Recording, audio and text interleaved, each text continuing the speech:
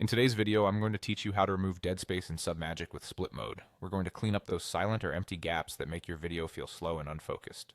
To begin, open Google Chrome and go to submagic.co. This is the site we'll use to make quick, precise edits. Once the page loads, log in and create or open your project or video. If you already have a project started, open it. Otherwise, create a new one and upload your footage so you can follow along.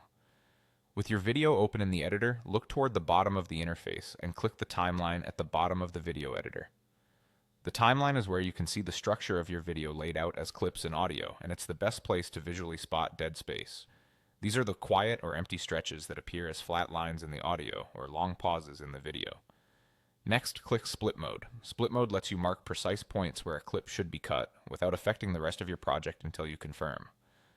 Use your mouse to move to the area you want to tighten up and select the start or end of a clip where dead space exists.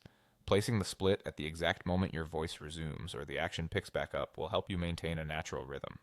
If you find dead space in the middle of a clip, click the trash bin icon if needed to remove middle dead sections.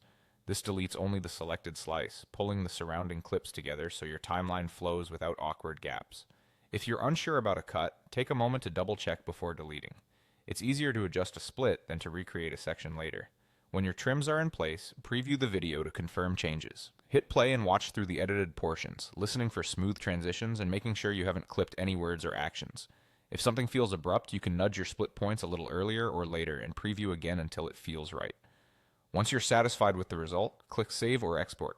Save will preserve your edits in the project so you can return and refine later, while Export creates a finished file you can share or upload elsewhere. And that's it. By using split mode to isolate and remove dead space, you'll keep your content tight, engaging, and professional without sacrificing clarity.